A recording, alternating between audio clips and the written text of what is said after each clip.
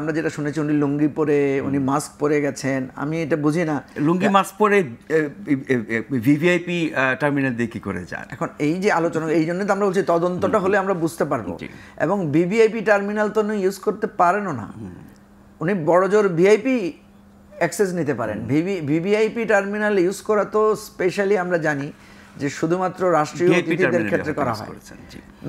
এটাও খুবই রহস্যজনক যে উনি বলছেন যে সাবেক রাষ্ট্রপতি আব্দুল হামিদের ঘটনার প্রেক্ষিতেই আন্দোলন হয়েছে এবং সেই আন্দোলনের প্রেক্ষিতে সরকার ট্রিগার করেছে। হ্যাঁ, আন্দোলনটা চলছিল আগে থেকে, আমরা সবাই বলছিলাম, দাবি জানিয়েছিলাম, কারণ বিএনপির স্পষ্ট দাবি ছিল যে আইনি প্রক্রিয়ায় আমরা আওয়ামী লীগের বিরুদ্ধে ব্যবস্থা চাই। আমরা বলেছি যে আইনগতভাবেই আমরা আওয়ামী লীগের বিরুদ্ধে ব্যবস্থা চাই, বাট আমরা স্ট্রংলি বলেছি আওয়ামী লীগ বাংলাদেশের রাজনৈতিক দল আকারে সে অধিকার ভোগ করতে পারেন। একজন লোক, তার বিরুদ্ধে মামলা নাই, তার বিরুদ্ধে বর্ডার ক্রস করার জন্য কোনো নিষেধাজ্ঞা নাই, কিন্তু তিনি চলে যাওয়ার পরে প্রতিষ্ঠান বা প্রশাসন বলছে যে তিনি কিভাবে গেলেন এটা আমাদের তদন্ত করে দেখতে হবে, এবং ইতিমধ্যে কয়েকজনকে কিন্তু সাসপেন্ডও করা হয়েছে।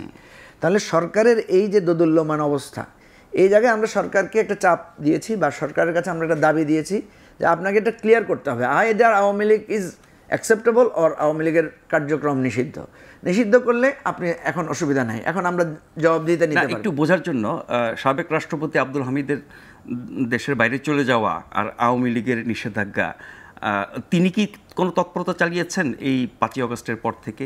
না, আমরা যেটা জেনেছি ওনার বিরুদ্ধে একটা বিস্ফোরক দ্রব্য আইনে একটা মামলা আছে, আরও অনেক মামলা আছে। মামলার থাকা অবস্থায় উনি যেতে পারেন কি না যেতে পারেন এটা একটা বিষয়। এখন পরবর্তী যে প্রশ্নটা এসেছে যে ওনার বিরুদ্ধে বিস্ফোরক মামলা আছে, তাহলে কেন ওনার ব্যাপারে নিষেধাজ্ঞা দেওয়া হলো না?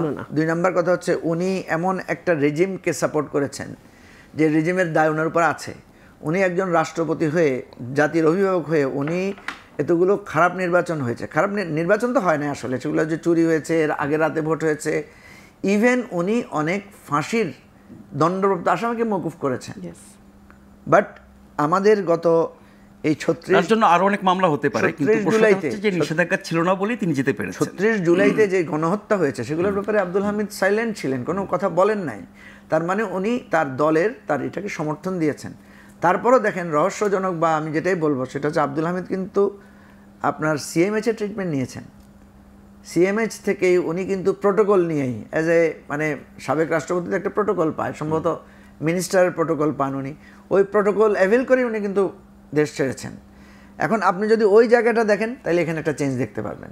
But on the other hand মানুষের মধ্যে ক্ষোভ, যেটা আমি মনে করি যে আব্দুল হামিদকে যদি পুলিশ গ্রেফতার করতো আগে, হয়তো আপনি দেখতেন যে অন্যরকম একটা প্রতিক্রিয়া, মানুষ বলতো যে বুড়া মানুষ, ওনাকে কেন অ্যারেস্ট করা হলো ইত্যাদি। কিন্তু যখন দেশ ছেড়ে চলে যাচ্ছে, দেশ ছেড়ে চলে যাওয়ার কারণে ক্ষোভ। এখানে কিন্তু আমরা সরকারের কাছ থেকে স্পষ্ট বার্তা পেয়েছি, তিনি কি চিকিৎসার জন্য গেছেন, না পালিয়ে গেছেন, না যেতে দেওয়া হয়েছে, নাকি পাঠিয়ে দেওয়া হয়েছে, এই জায়গাগুলো এখনো অস্পষ্ট। এটা আপনারাও জানেন, সরকার বলেছে তারা একটা কমিটি করেছে অলরেডি।